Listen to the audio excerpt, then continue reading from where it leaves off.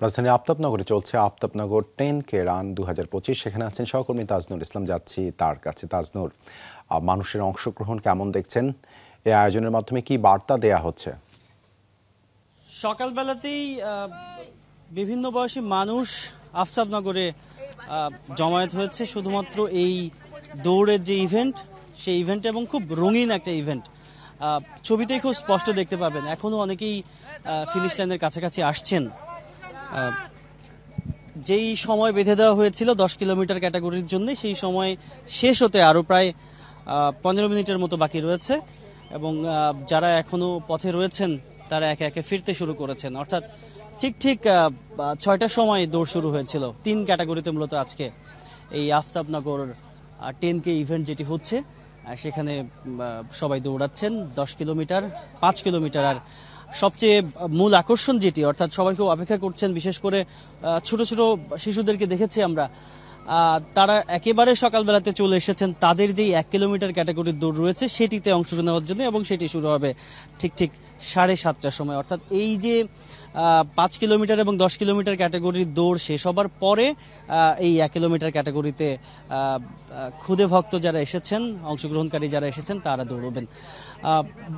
উপস্থিতির সংখ্যা আসলে সেভাবে করে এখনো নিশ্চিত সংখ্যাটা আমি এখনো জানতে পারিনি। আয়োজকদের সঙ্গে নিশ্চয়ই কথা বললে সেই তথ্যটি জানা যাবে যে কত মানুষের রেজিস্ট্রেশন ছিল, তার বিপরীতে কত মানুষ অংশ নিয়েছেন। তবে এই শীতের সকাল এই জন্য বলছি, যদিও হেমন্তকাল চলছে, তবে খুব সকালবেলাতেই আমরা দেখেছি যে বেশ একটা শান্ত, স্নিগ্ধ এবং একেবারে শীতল আবহাওয়া।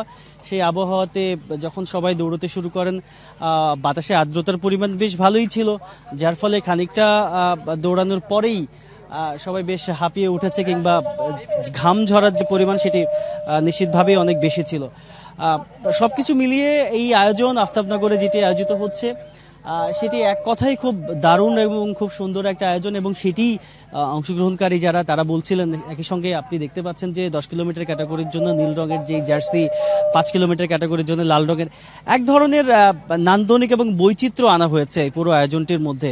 এবং 7:30টায় সেই দৌড়টি শেষ হলে তারপরে গিয়ে যে পুরস্কার বিতরণের যে পর্বটি রয়েছে সেটি অনুষ্ঠিত হবে। যারা এখানে এসেছেন সবাই ভীষণ রকম উল্লাস প্রকাশ করেছেন, এবং এখনকার দিনে রাজধানীতে বিভিন্ন স্পটে, বিশেষ করে হাতিরঝিলে আমরা প্রায়শই দেখি, আফতাবনগরেও বিভিন্ন সময়ে এরকম ইভেন্ট হচ্ছে, এবং পূর্বাচলেও নানান সময় আমরা ইভেন্টগুলো দেখছি। মূলত যে ব্যাপারটি আয়োজকরা বলছেন যে মানুষকে স্বাস্থ্য সচেতন করবার জন্য দৌড়ানোর প্রতি মানুষের যেই আগ্রহের যে জায়গাটি, সেটিকে আরও দারুণভাবে ফুটিয়ে তোলার জন্যই এই ইভেন্টগুলো আসলে আয়োজিত হয়ে থাকে। এবং সেখানে রাজধানীর যে যারা নাগরিক, তারাও ভীষণ আগ্রহের সঙ্গে এই সমস্ত ইভেন্টগুলোতে অংশ নিচ্ছেন। দেবাশিস, ধন্যবাদ তাজনুর যুক্ত হবার জন্য।